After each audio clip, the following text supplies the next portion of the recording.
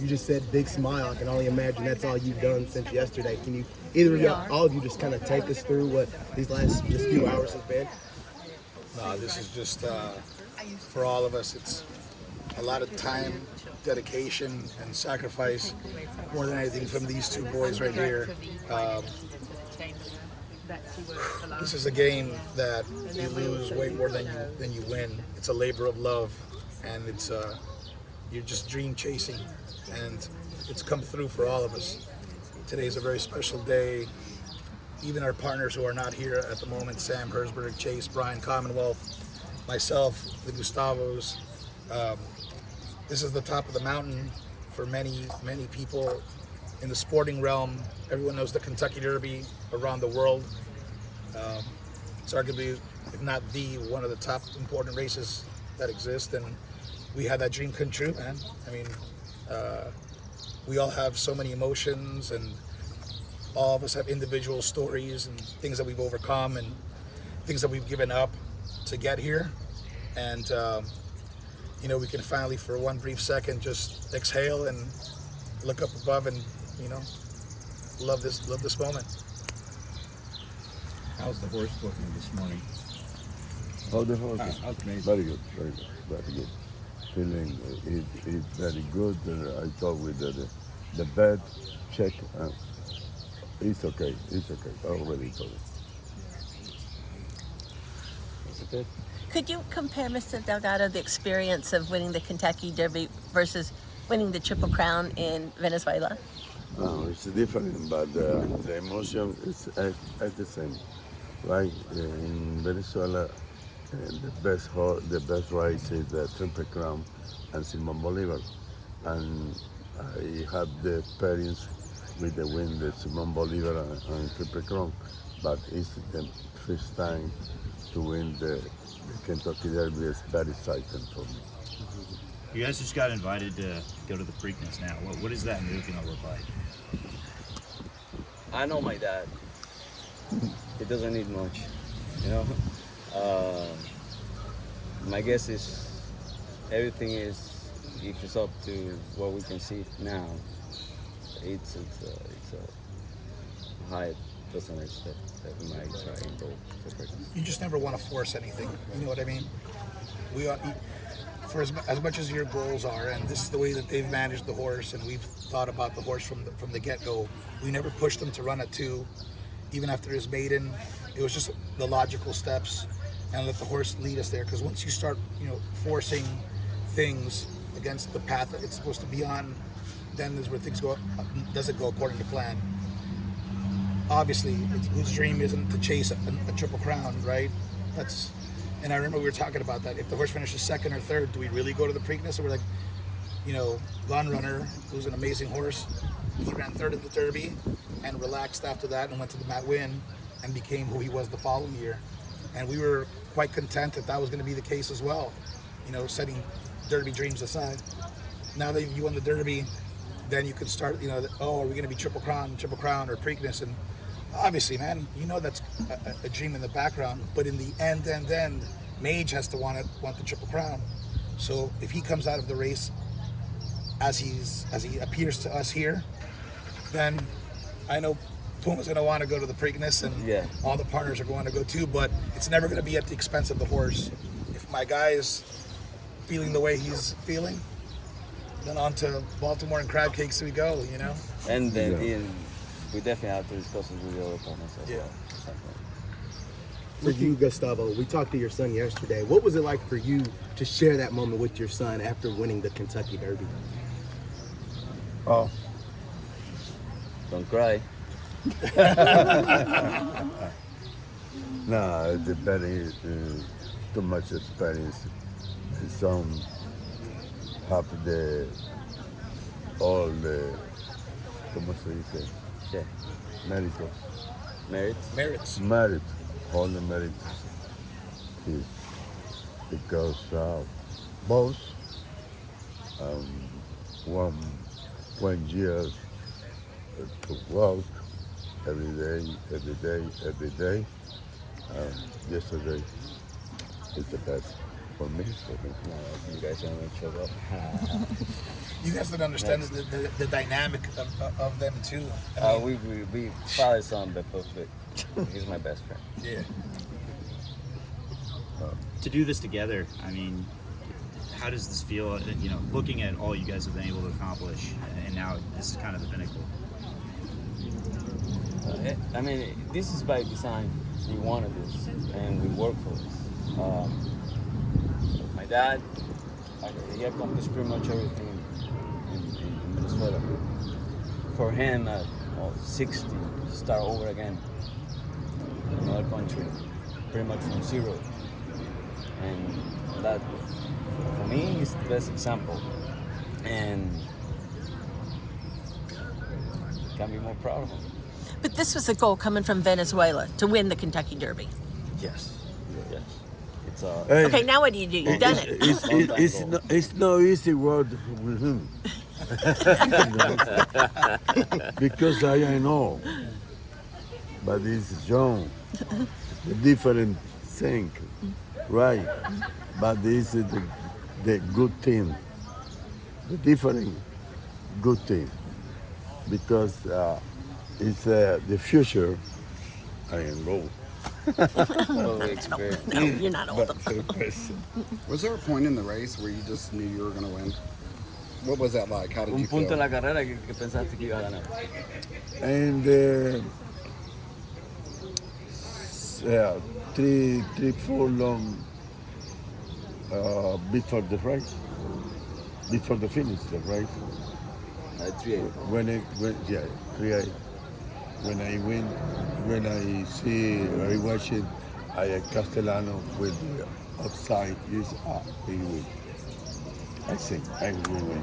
I am with my wife, and I say, hey, win, because when I outside with the horse is complete, very easy, very easy.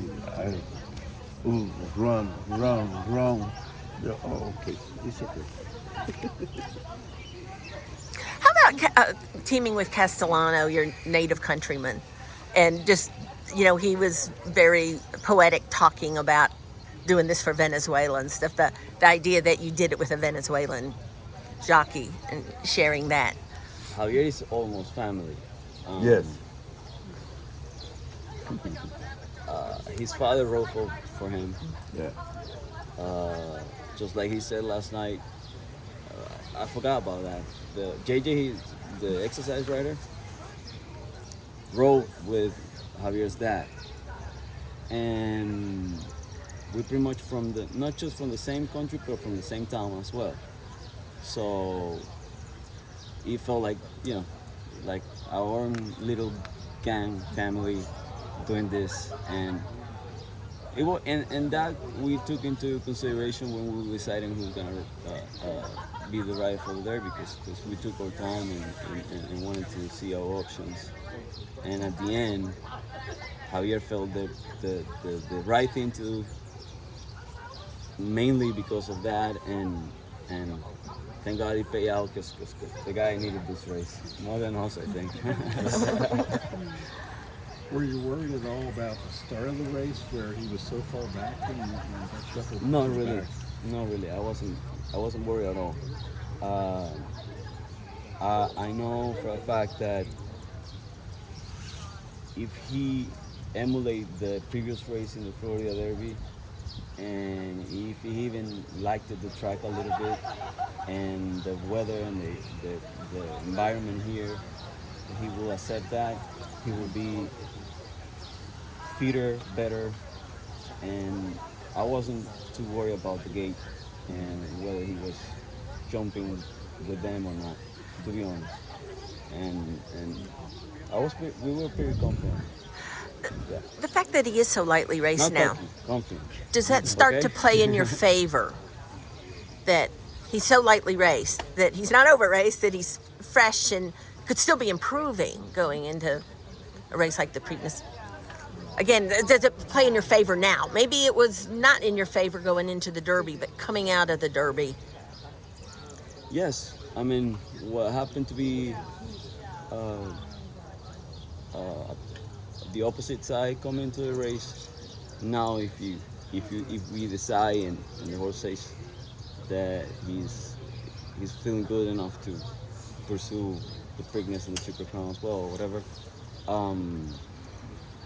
Now we are in the good side of it because he's slightly raced just for start, and everything seems to be in order for him to continue to improve.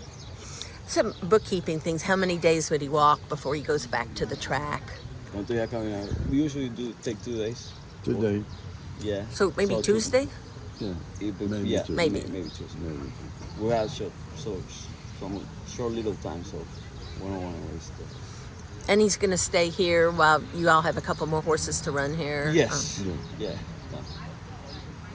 Leading up to the Derby, it seemed like the actual attention around y'all and around Mage. I mean, coming out here, you look at the press conferences now. Mm-hmm. This is very different than what it was leading up to it. Is this overwhelming? Is this exciting? I mean, take me through your emotions just of where you're at right now, because this is you're looking at a lot of faces, a lot of cameras right now. Well, we there is a lot of people who believe in the horse, not just us. And I know who they were because they were here. But I also had, like, I'm a handicapper as well, so I understand the analysis of other people that might give the horse, doubts just because lightly raced and the Apollo thing and that kind. So I understood all that. So I wasn't expecting for him to be the star before the race, but I was confident, and we were all confident that he was he had a really nice race behind him. I also wanted to just ask what it means to have Commonwealth as well, and bringing all these folks in, and how important it is to bring other people into the sport. Yeah, I wish Chase and Brian were here at the moment, but it's amazing. Those guys are, Brian's 40, Chase is in his mid-30s. They're young guys. They love the sport, and it's a fantastic platform to bring in new people into the sport, expose to them high quality and the racing. They've had the fortunate luck of having Country Grammar that won the Dubai World Cup and was second in the Saudi Cup and has taken them on a fantastic ride. And you have a built-in fan base of 400 plus micro shareholders who are horse lovers and big fans who. Yes. And look, we believe in the power of positive thinking, of manifestation, of good vibes and energy, and you have 400 people constantly sending their well wishes, and there's so many actually special stories within the Commonwealth shareholder groups that we've learned throughout the week. Family members who've overcome illnesses or have passed away over illnesses, and that this horse represents, an attachment to their families, and how this, it's so wild. Linda the Good Witch is his grandmother, Good Magic is the father, and Mage is a magician, and you start conjuring up all these cliches of, as the winds kick up, all these amazing thoughts, and the horse himself has given a little piece of himself to so many people, and through this Commonwealth organization, it's pretty cool to have so many built-in fans. It's a great form. It should be the logical move. Yeah, 'cause we also have a couple horses that are going to be racing here over the next 2 weeks that we brought along, and this will be home base. Yeah.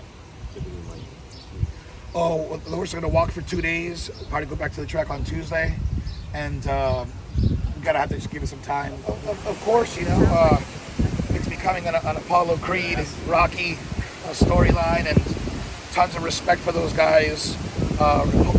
Mike Napoleon, Vinny Viola, and Todd Fletcher, top class. Their contributions to racing is incredible, and all the respect for them, and our hearts go out to them.